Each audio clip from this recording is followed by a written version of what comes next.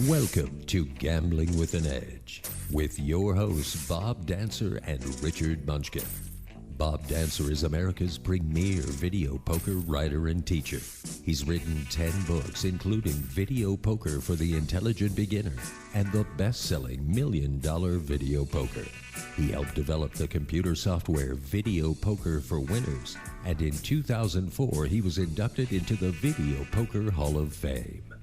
Richard Munchkin has been a professional advantage player for over 30 years and is in the Blackjack Hall of Fame. His book, Gambling Wizards, Conversations with the World's Greatest Gamblers, is a testament to the many ways you can succeed at gambling. The goal of the show is that you'll be a more knowledgeable gambler tomorrow than you were yesterday. And now, here are Bob and Richard. Good evening. Welcome to Gambling with an Edge. I'm Bob. How are you tonight, Richard? I'm quite well. Happy to be here. Good. Looking forward to tonight's interview. We're going to be talking to Stanford Wong on a controversial subject, dice control, which is most forms of advantage gambling are not so controversial, but this one is. So looking forward to it. Yeah, I agree. Halloween is approaching.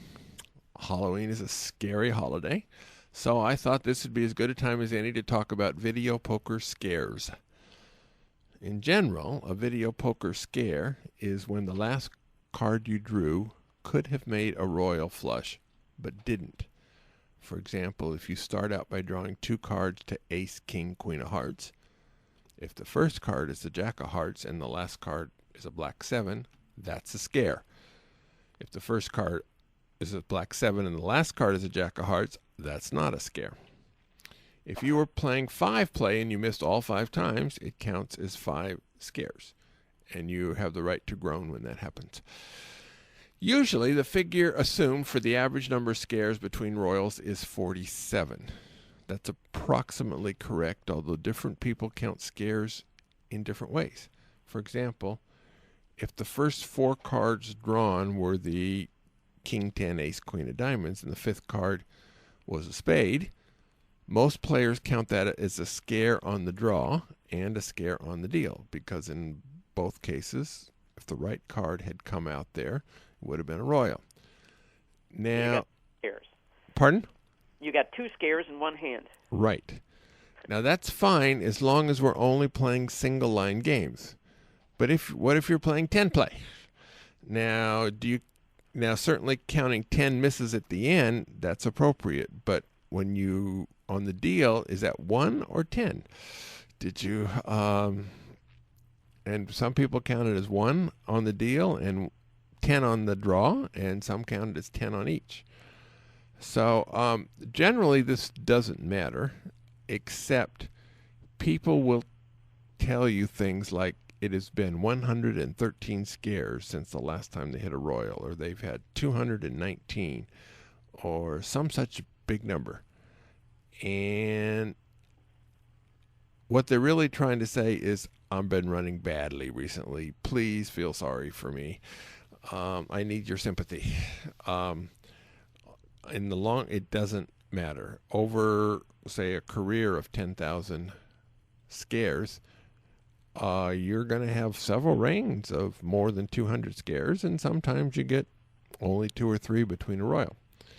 It sounds like one of those things that in the early days when people were mistrustful of, is the machine really dealing honestly? It would be a way of sort of checking that you're, hitting as often as you should, And some people use it for that context. Most people do not keep the numbers accurately enough to be a legitimate check on that. The the missing on your next 200 scares, we're assuming it's 1 in 47 each time to hit it. Missing 200 the next 200 times is about 1 in 74. That's not a huge long shot. It's bad luck. It's 5 cycles, where a cycle would be, well, it's actually it's not 5 cycles. It's about 5 cycles, where 47 is 1. It's 4.5 cycles. Now, this 1 in 74, though, only applies if you're looking at the next 200 scares or any 200 scares starting from a specific point. If you're looking at the last 200 scare interval, the 1 in 74 number is meaningless. Because over a lifetime, you're going to have several 200 scare situations. And if the only time you talk about it is when it's actually happening, I mean, it's almost 100% that you're going to have a 200 scare interval sometime during your career. So, most gamblers whine. Scares are just a way that video poker players can numericize their whining. Now, Munch, you're not a video poker player, but I assume you've been around whining players forever. In other gambling games, what other ways do players numericize their whining? For table games players, scares usually involve something to do with security. Often you'll see pit bosses congregating, looking at you. Maybe security guards. So you're afraid you're going to be busted or run out or backroomed or something like that. Exactly. Although often that it turns out to be the boss is calling a host over to say, hey, go, that guy's playing without a card. You should go talk to him, and try to get him to, he's playing big and get him a player's card. And if they do that to you, you'll tell them you'll gladly take dinner for two in the diner, but you don't want to give them your name. Yeah, and of course they don't give you the dinner for two unless you, give them unless you give them ID so they can get you a player's card. So it's all a dance. But there have been some pretty comical scare stories for table games. Yeah, players. like what? One story was about a player from Atlantic City who was coming out to Las Vegas for the first time, and in Atlantic City, they can't bar you, so you have a lot less shenanigans. But he had heard all these stories about being backroomed and being barred, and he was really nervous about it. And so he went out to Las Vegas, and he was winning, and he had all these chips, and he started to think he was getting heat. So he got up from the table, and he noticed a security guard looking at him strangely, and he ducked behind the slot machines and was really getting nervous. So he ducked into the bathroom, went into a stall, and he's sitting there counting his chips, and all of a sudden his head comes over the stall door, and it's the security guard saying, "What are you doing?" And he says, "I'm just counting my chips." And the security guard says, "In the woman's bathroom?" Oh, dear. Oh, dear. Good. That's actually happened to me once in my life. It was not in the casino. And I just noticed the shoes underneath the stall next to me were not male shoes. And I go, oh, dear. So finished what I needed to do and ran out of there, left the restaurant immediately. So that was kind of embarrassing. All right, good. So that's one case. You said there were a couple? Oh, yeah. Well, there was one that happened to my brother a long time ago. He was playing in the Tropicana, and So we're going to give your brother a name for this, or a real name, or a fake name? What are we going to call him? We'll call him Jake. Jake? Okay. Yeah. So he was playing in the Tropicana, and he was betting green chips at the time, and there was a high roller at the table betting multiple black chips, not with him, just happened to be at the same table. And the shift manager was talking with the high roller. And in the middle of his conversation, he turned and he looked at my brother and he said, "Are you a card counter?" And my brother said, "But no." Of course he was, and or is. What a liar they are in your family, Richard. Go ahead. And he said, "Are you sure you're not a card counter?" My brother says, "No." Why do you say that? And he goes, "Well, those guys over there think you're a card counter," and he points at the other pit bosses. And my brother says, "Well, why do they think that?" And the shift manager says, "I don't know. Let me go ask him." So he walks over there. He talks to them. He comes back with a Griffin flyer with a big picture of my brother's face. Oh, dear. And my brother is not, a nondescript guy. And shows him the picture, and he says, "Well, they say this looks like you." My brother says, "Well, it does kind of look like me, but that's not me." And the boss says, do you swear you're not a card counter? Really? Yeah. Did they bring a stack of Bibles for this to swear on? He says, yeah, I swear. He goes, all right, raise your right hand and repeat after me. Oh, dear. And my brother raises his right hand, stands up in the Tropicana, and the guy says, I swear I'm not a card counter. My brother says, I swear I'm not a card counter. All right. Okay, and just walks away. Well, that proves he's not a card counter. And, my brother played for a few more hands and then left. I mean, they're not going to let you win any money at that point. But one of my teammates happened to have been in the Trop and saw this happen. And came back to the house. He said, you're not going to believe what I just saw happen to your brother. Yeah. So did your brother voluntarily tell you, or did you tell him what happened? Yeah, no, he came back and said, you're not going to believe. And I was like, I already heard the story. He was happy somebody was there to see it, so nobody would think he was making it up. All right, good. All right, and then you had one more story, and then we're going to talk to Mr. Wong. One more scare. Many years ago, there was a hole card team playing in Caesar's Palace. And a hole card team is what? They were playing blackjack, and one player is the big player betting the money, and the other is reading the whole card and signaling that information to the big player. Okay. And which is not illegal, by the way. Unless you're at the Four Winds in Michigan. Right. But in this particular case, the reader was trying to get very low, and so he was in a wheelchair to get his eyes lowered to the table. Yep. And so they were playing, and unbeknownst to them, somewhere on the other side behind them in the casino, a guy had a heart attack.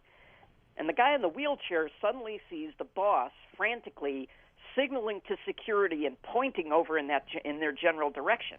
And security comes at a dead run, and the guy in the wheelchair thinks that they're coming after him, and he jumps up out of the wheelchair and runs out of the casino. Oh, dear.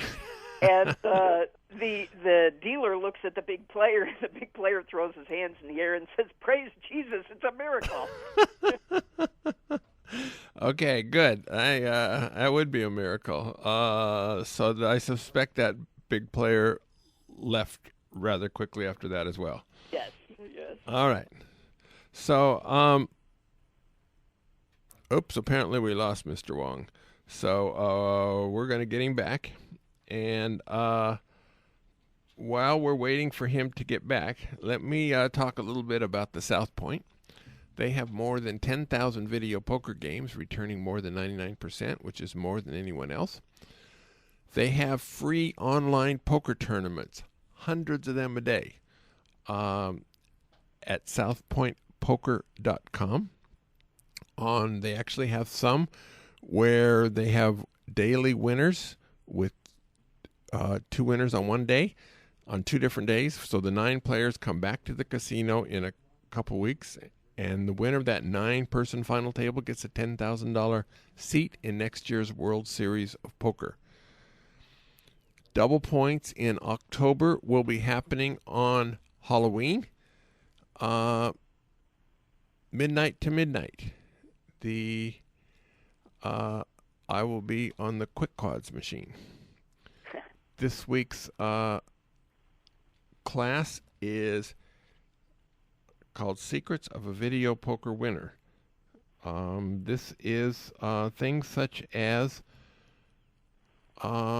when money management, when to change games, what game should each person be playing, dealing with the IRS.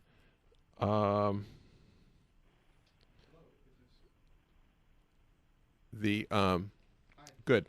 So I'm getting signals here that we just got Stanford Wong back on, and so I was a little bit distracted. All right. So, so the secrets class starts at 1:00 on Wednesday. Everyone is invited. Now, Stanford Wong is primarily known as a blackjack author, but he's written about a number of other gaming subjects as well. We've had him on the show twice before. Tonight, we're going to be discussing his book, Wong on Dice, which discusses and defends the practice of dice control. This is Stanford Wong's third visit. Earlier visits, we discussed his book, Professional Blackjack, March 31st, and Casino Tournament Strategy, May 26th. Both of those interviews can be downloaded from bobdancer.com. Stanford Wong, welcome to Gambling with an Edge. Well, thank you very much for inviting me. It's a pleasure to have you. Before we get started, I made an accidental mistake in the article I posted earlier this week on the LasVegasAdvisor.com blog that I have every Tuesday. I wrote that Frank Scolbetti and Henry Tamburan were partners in the Golden Touch Dice Control series. Henry Tamburan emailed me to say that he was not involved in this particular operation and that Scolbetti's main partner in this operation is Dominic Larigio, who goes by the name of Dominator. So I apologize for this misstatement. So, well, Henry does work with them, so it's not a bad misstatement. It's not like you took somebody who's the polar opposite. Yeah, they do other projects together, and Henry did say that he has seen both Frank and the Dominator roll dice many times, and whenever he has a chance to bet on their rolls, he will do it. So Henry's the one that got me into dice too. That he was in our office, we were talking about it, and I was sort of acting like, well, dice is something that I should just ignore, and he was saying, well, you shouldn't really just ignore it. You should at least look into it and then make a decision. And so I looked into it, and I liked what I saw, and if it wouldn't have been for Henry, I wouldn't have gotten in the first place. All right. So do you think since that was 5 or 6 years ago, do you thank Henry for this or blame him for this? I don't know. I did get a book out of it, which is positive, although it's not a very fast seller. I'm basically a net loser on dice, so I've lost a little money at it, but I've had a lot of fun with it. What I have fun with it is just like I used to really enjoy playing golf and bowling, even though I was never really good at either one. I just enjoy doing things with my body, and this is a physical skill. It's totally different than say blackjack, which you just sit there, your body doesn't doing anything, you're using your brain only. When you're trying to throw a dice and trying to get both dice to move the same, it's really much more similar to trying to hit the ball off the tee at a golf course. So in the book, you had said that you practiced at home for 2 months, and then in the book it said, I've been a winner at dice since then. But you're now saying that since the time the book came out, you must have had some losses, so that overall you're a net negative? I was ahead at dice for the first 2 or 3 years, and then what happened was I decided to increase my bet sizes, and I thought that there were other people who were doing a better job of tossing dice than I was, so I thought it made sense to bet more when other people were throwing the dice. And then I had a couple of kind of disastrous trips there that I don't know if I'm actually a winner betting only on my own tosses or not, but it was when I was trying to, sort of go up on scale a little bit by putting money out there on other people's tosses. That's when I lost, and I haven't got that back yet. So, do you still believe that this is a possible way to make money? I would say it's possible, but I would say it's very difficult. I really look at the parallels with other sports, especially golf. Is it possible to hit the ball long and straight and down the middle of the fairway? Well, yes, it's possible. Could I do it? Well, right now I can't. Could I do it at one time? Well, at one time I could, but it's the sort of thing that you think you're on because you hit 3 or 4 balls down the middle of the fairway, and then the next hole the ball tails off to the right, a slice or hooks or you pushed it or something, and it's just difficult to keep doing it. Any little thing you do wrong is going to affect your end result negatively. So but you've seen the instructors who work for the Golden Touch, and they impress you with their abilities, and you believe they could actually make a living at this. It's very complicated. One thing is these people like at Golden Touch, for example, when they're on a practice table, they can do well. They all have SRRs of 1 to 7, which means they're not random throwing. They're getting just enough influence on the dice to where they could have an edge if they can do that in a casino.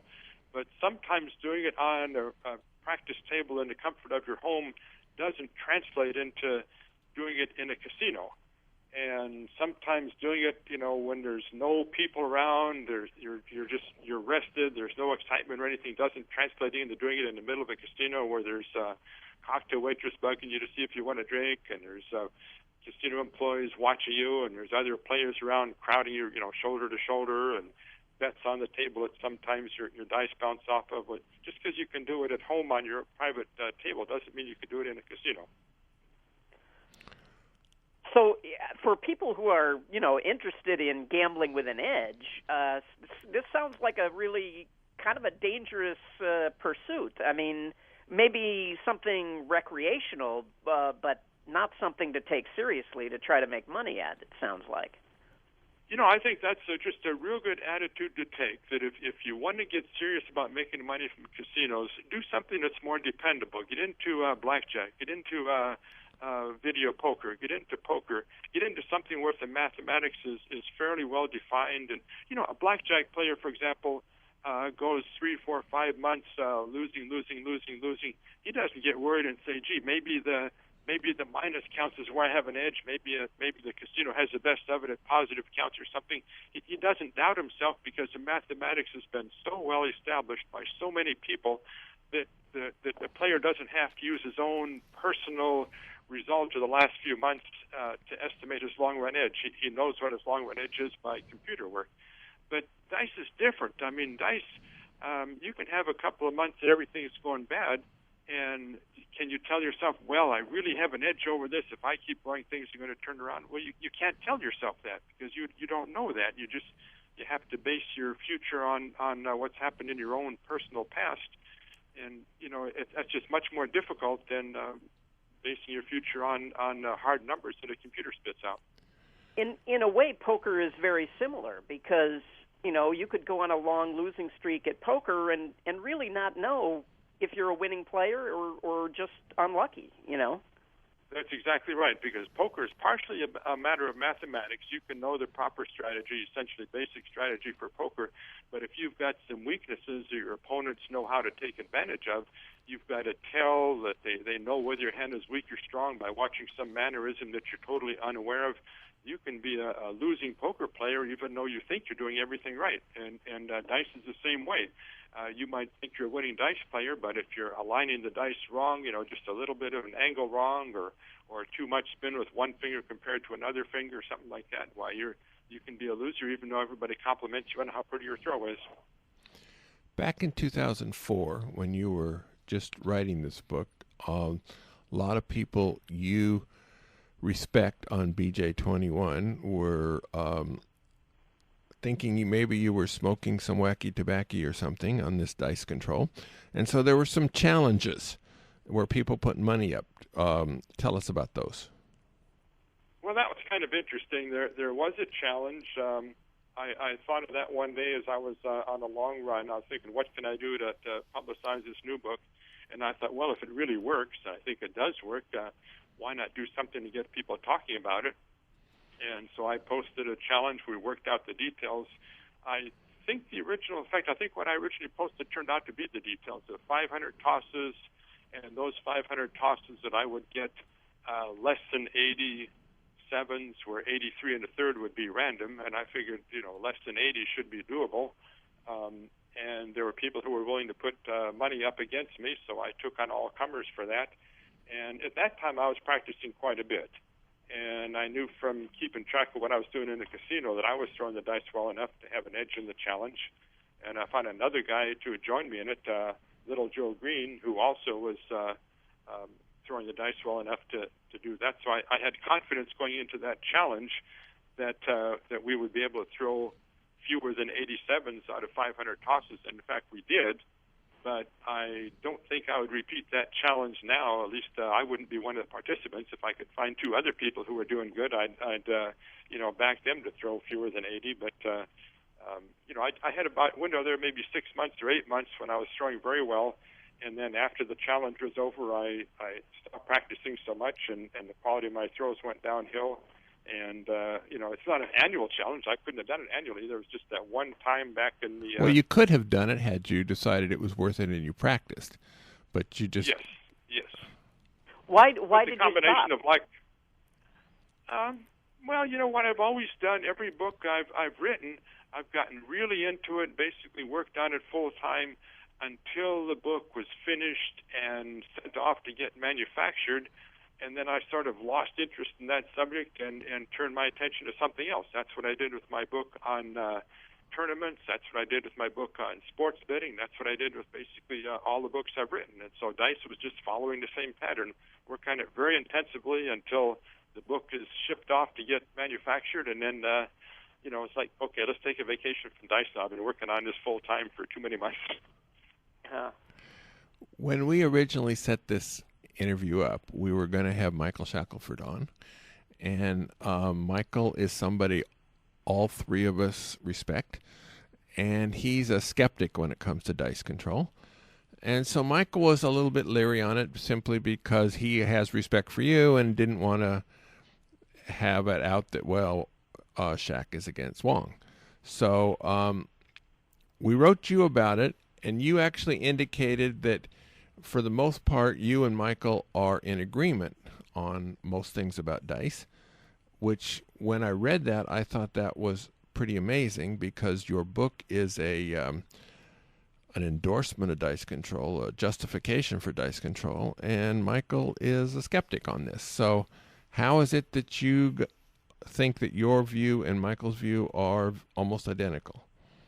Well, at the time I put the book together, and of course it's still the same book I wrote 2004, 2005, something like that. It hasn't been revised. We're still selling on the first printing. And I think now I would be a little bit, I don't know quite what the word is. I wouldn't be quite so positive. At the time I put together, for example, I had never viewed any slow-motion film of how much dice bounce around after they hit the felt. And we took some slow-motion videos a couple of years ago, and boy, those dice really spin and twirl and bounce crazy. I sort of made it sound in the book like dice hitting the felt wasn't that big a deal. Well, it is that big a deal. And also now I've got the benefit of a lot more hours in the casino. Now I realize that it's not like you just like ride a bicycle that you build a skill, then you keep it for the rest of your life. It's really more like golf or tennis that you just have to practice. If you lay off a couple of weeks and don't practice, while your skill erodes very quickly. I didn't put that in the book, but if I were to revise it, I'd put those things in the book. Did your wife enjoy having a craps table in her living room? I thought about it, but we did not get a crap table in the house. See, the main problem with them is they're awfully heavy. Once you put them in, they dominate the room. It's not something like a folding ping pong table that if you're going to have people over and you want to use the room for something else, you fold up the table and lean it up against the wall. You don't fold up a crap table and lean it up against the wall. It really dominates that room for as long as you have it. So I just couldn't justify putting one in our house. Yeah, I have a friend who had one in his living room for over a year, and you can imagine his wife was not thrilled with that at all. But when you had this challenge, you asked some of the Golden Touch people to be part of it, right, to throw, and they declined. Why do you think that was? I didn't really need them for that. I invited them, but that was more of a polite invitation. I thought we could do without them. But when there was a chance for a follow-up, then I was more serious about getting them to participate because at that time my throws weren't going real well, and little Joe was just working too much and not practicing anymore, so he was sort of out of the picture. And so I just couldn't find any people willing to do it. And I'm not sure exactly why. Maybe they saw no upside to them because everybody sort of accepts Golden Touch as people that know what they're doing. And so if they won, no benefit, but if they lost, maybe their reputation would be hurt big time. That's one possibility. I don't know what it was. All I know is I gave them the opportunity, and they turned me down. And, of course, I didn't try to twist any arms or anything. I just said, okay, if you don't want to do it, then there's no challenge. In the book, you were quite positive about Golden Touch. You had very good things to say. You recommended them. They charge several $1,000s for that class, don't they? And are you still as positive on them as you were? I have no idea how much they charge. I know they do have a money-back guarantee that if there's a customer that for some reason is unhappy and wants his money back, they'll give it. So I look at that as making totally legit. And when I took it, no, I didn't have to pay. They gave it to me for a comp. But when I took it, I was probably the only comp in there, and all the other people, it was, I think, a 2-day class and maybe 3 days. I forgot what. But basically, after the first half a day, everybody thought they'd gotten their money's worth already. I mean, they really, they've got happy customers. So, and I'm still positive on it. This is one of those things, if you said, for example, that you're interested in learning to play tennis, what would I recommend? I would say go with a tennis pro. Learn how to play tennis from somebody who knows how to teach you. And I would say the same thing if you wanted to learn to play golf, for example. Well, why should craps be any different? Why not learn from somebody who knows what to do, knows how to tell you what to do, and can watch you when you're throwing the dice and can make corrections in your delivery to try to get it right. The Golden Touch people do it. They deliver. The Nevada cheating statute defines cheating. It means to alter the elements of chance, method of selection, or criteria which determine the results of a game. Is dice control altering the element of chance? When you get down close to the line, and I'd have to say the dice control is probably close to the line, it depends on interpretation. It depends on how the casino people interpret it, how the state interprets it, how the law interprets it. I'm not aware of anybody ever getting in trouble for attempting a controlled toss. The only people who've gotten in trouble for throwing the dice are doing things like sliding it across the table. If you take one die and you put it so a 6 is up, and you slide it so that 6 stays up instead of the dice tumbling, that's cheating. But as long as you throw the dice and they go through the air and not slide along the table and bounce off the back wall, that's what you got to do. If you can do those two things, get them in the air and bounce off the back wall, then as far as all the casinos that I'm aware of are concerned, it's a legal throw. Now, the people who are supervising the game, if they don't like the way you throw the dice, they do have the right to take countermeasures. For example, they can say, please hit the back wall. If you don't, we're going to call no roll. Or they can actually call no roll. Or they can say, hit the back roll harder. They can say, make the dice bounce back further. And they can enforce it by saying, if you don't throw the dice the way we tell you to, we're going to take the dice away from you and give them to the next shooter. I've never had that happen to me, but I've heard of that happening to people. Well, in the most recent issue of Blackjack Insider, Frank Scalbetti writes about his team being kicked out of the Bellagio because of their success at dice control. Do you have any idea if this is a rare event or a common event? I mean, blackjack players get kicked out all the time. I don't think it's common. I have heard of other players being kicked out of a casino because somebody in a casino doesn't like the way they throw the dice. It's not near as common as blackjack players. And I think with dice, it happens more as your bet level increases. The casinos give much more scrutiny to $1,000 bets than they do to $10 bets. So I have no idea how much Scalbetti and his team were betting, but it may be the combination of multiple people and one person in the casino decides he doesn't like what he sees, then they can get kicked out.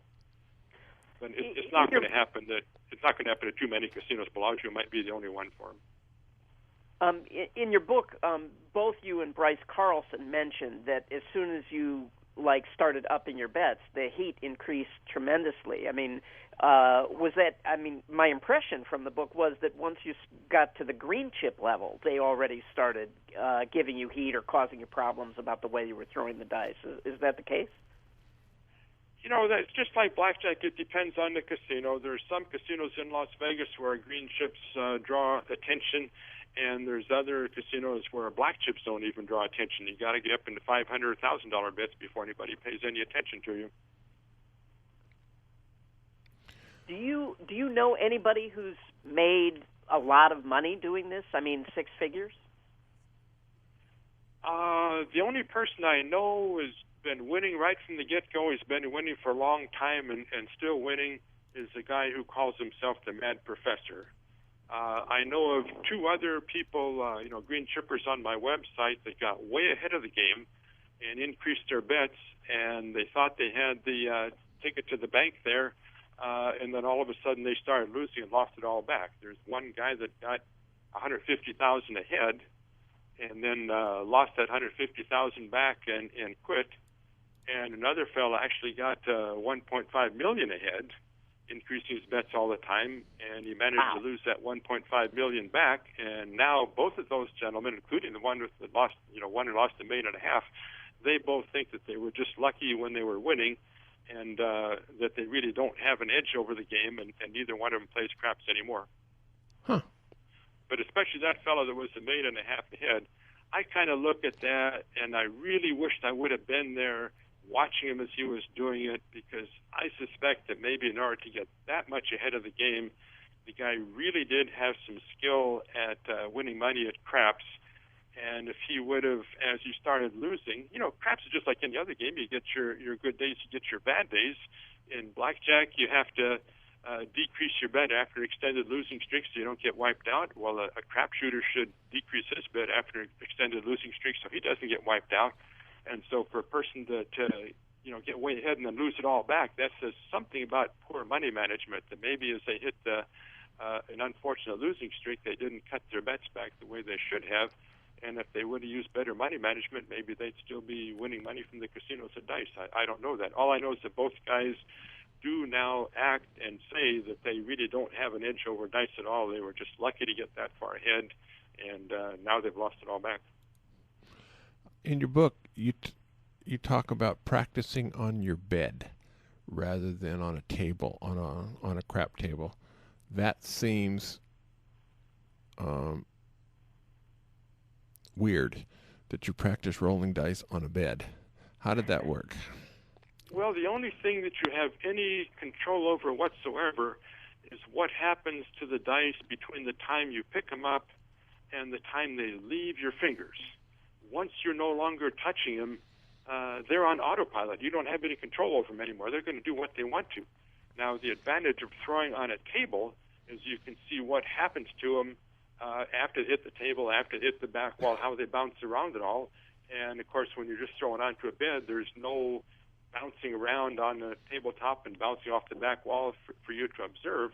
But in terms of the things that you have control over, are the dice flying exactly together, or is one higher or lower, one ahead of the other? Are they both rotating exactly together, or is one rotating faster than the other? Those things you can see no matter where you're throwing dice. You can be throwing them to a swimming pool if you want to. Throwing them on your swimming pool, you could to improve your technique? Well, no, I was just giving that as a wild example. And, then you'd have to dive in after them. So actually, I don't even know if dice float or not. How many hours do you think it takes to learn to do this, to actually have an edge? I mean, hours of practice? Well, there's two things. One is you have to get some instruction with somebody like the Golden Touch people, so that when you're practicing good habits. If you're practicing bad habits, it doesn't matter how many hours you put in. Just like practicing bad habits at tennis or golf. You're still going to be a lousy tennis player, a lousy golfer if you're practicing bad habits.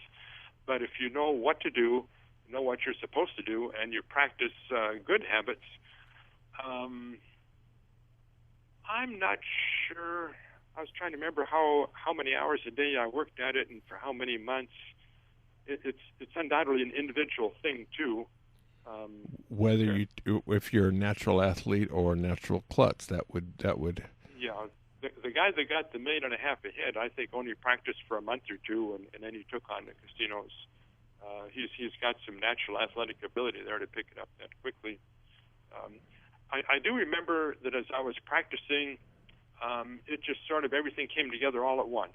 That my dice were looking better and better, but they were random, in terms of casino results.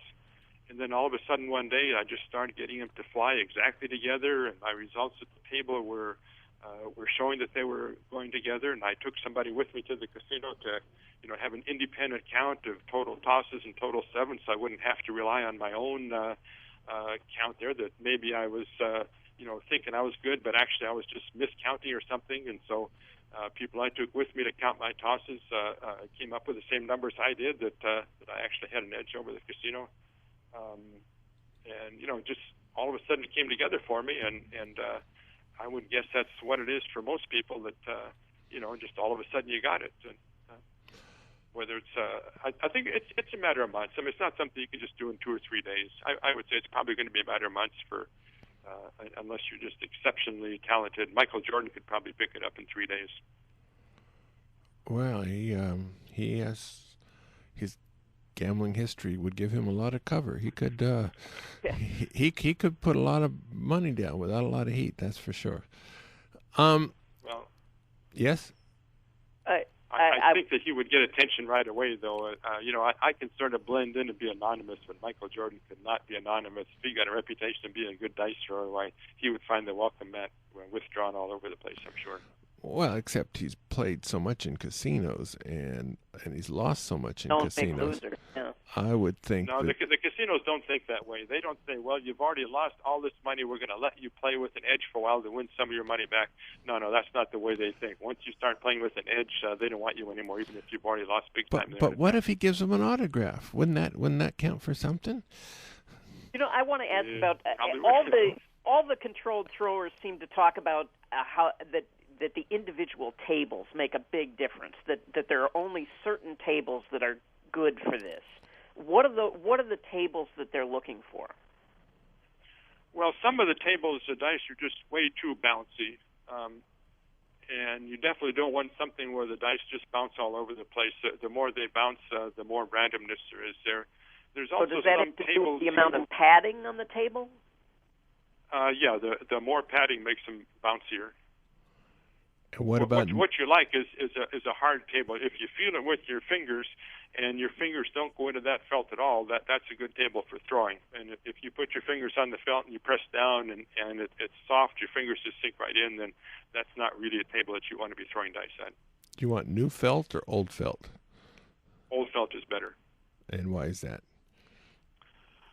I think new felt is just, I don't know if the fibers are stretched too much or something, but old felt, the dice just seem to behave better. But there's a whole lot of things. For example, some people, if you're not at least 6 foot tall, there's some crap tables that are just too high. It's difficult to lean over. There's not uniformity in crap tables. Some are higher than others. Some are wider than others. Some have strange shapes. They come all different lengths. Most people prefer the 12-footers, but there's a lot of 15-footers around. It makes it more difficult. There's just a lot of considerations. The layout goes fairly close to the far end of the table, so when you throw your dice, if there are people with bets there, it's difficult for your dice to land and bounce around without hitting somebody's bets. So you like a table that has more empty felt there, so your dice can roll around a little bit without hitting chips. So at first blush, it would seem like you want to play at empty tables, but then that would give a whole lot of workers concentrating on you, which doesn't sound like what you want at all.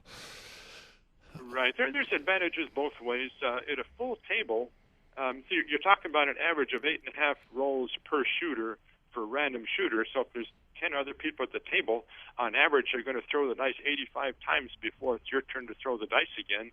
If you're getting 80 hands an hour, then you're going to have to, you 7 out. You got to wait an hour for the dice to come around to you again. Whereas if you're alone at the table, you 7 out, boom, they give the dice right back to you.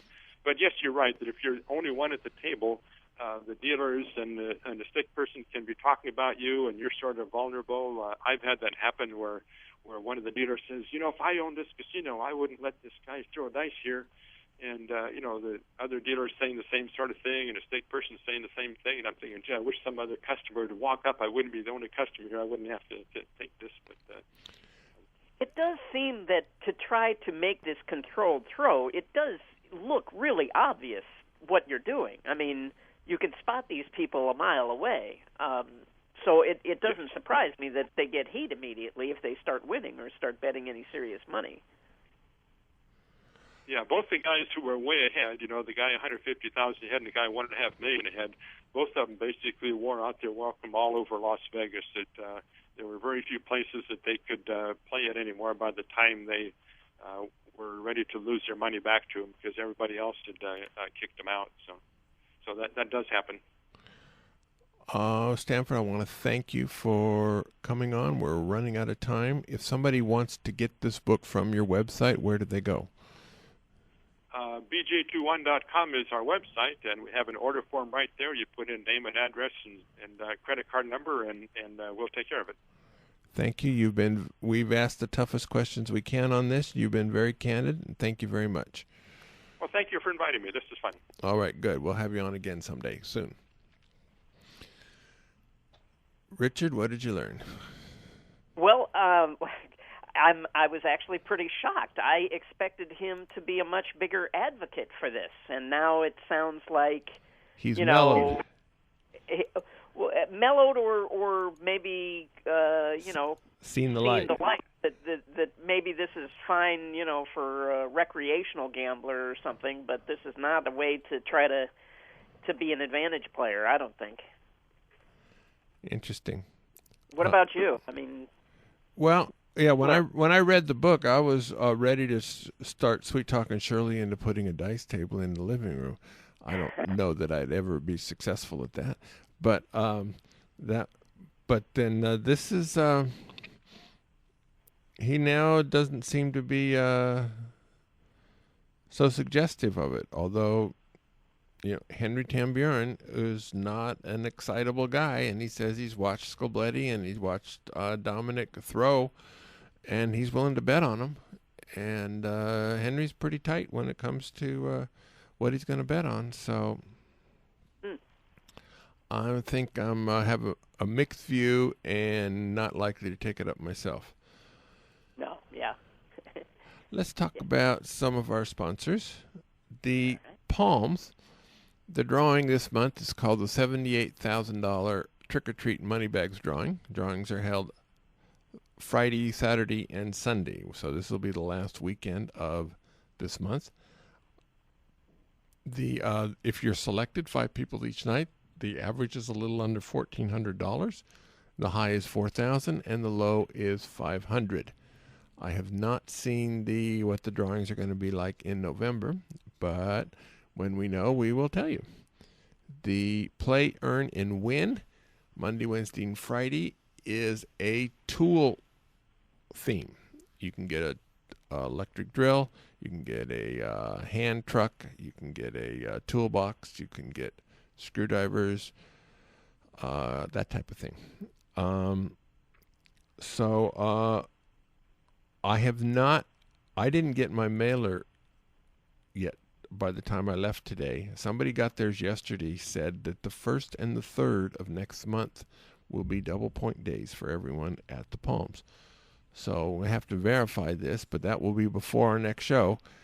And so at least if you're somebody who plays at the Palms, that's something to put on your calendar, or something that you may want to look at. Double point days at that casino are very rare, because it's usually they use the Play, Earn, and Win in lieu of points, in lieu of double point days. At the M Casino, what promotion you get depends on what day it is. There's the point multipliers on Monday. It's a mystery multiplier. There are lotto drawings on Wednesday. There are senior events on Wednesday. There's hot seat drawings on Friday. They also have their ongoing play a few points and get a free buffet. This is one of the better buffets in town. And playing for a rather low number of points, you get a free buffet. The next month they will have some extra poker tournaments. Now 11-11-11, which is the 11th day of November in 2011. They're having a tournament. They're having an event on in Poker Room. If you flop 4 aces, everybody at your table gets $1,111. And if you make 4 aces, everyone gets $111. Now, I have not worked out how easy either of these things are to do, but it's got to this fact that they're there gives you more of an advantage than it would on another day. They have several other new promotions, including Omaha Bad Beats, turkey tournaments, progressive high hand jackpots, and NFL cash giveaways. So you see the poker room for information about that. Next week, we have Avery Cardoza. Avery is the owner of the Gambler Book Store, or sometimes called Gambler Book Club. That is had several locations through the years. It's currently on Eastern near Russell. It is Avery has written something like 20 books, mostly nonfiction, on all sorts of gambling. He's written on video poker, on poker tournaments, on blackjack, on various gambling situations. Recently, he put out his first novel. It's called Lost in Las Vegas. We're going to be talking about that. It is a novel about two sad sacks from Brooklyn who spend a weekend from hell in Las Vegas. So nobody's ever spent such a worse weekend. They have they run into the mob, the FBI, the serial killers, and this beautiful girlfriend with more neurotic than anybody you've ever met. A whole series of these things. Anyway, that book's called Lost in Las Vegas. It is quite interesting. In 2 weeks, we're going to have I. Nelson Rose on, and we'll be asking him things about the full tilt poker and internet gambling and that sort of thing.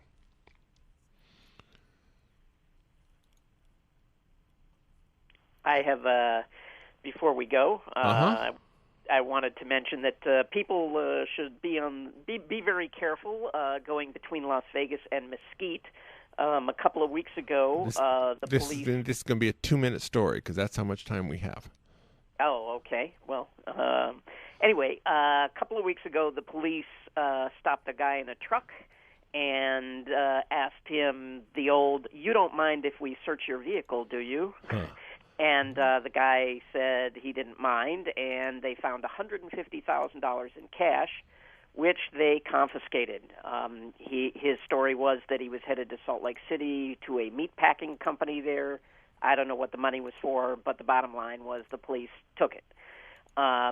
So just this week, the police pulled over a friend of mine on his way back to Las Vegas from Mesquite.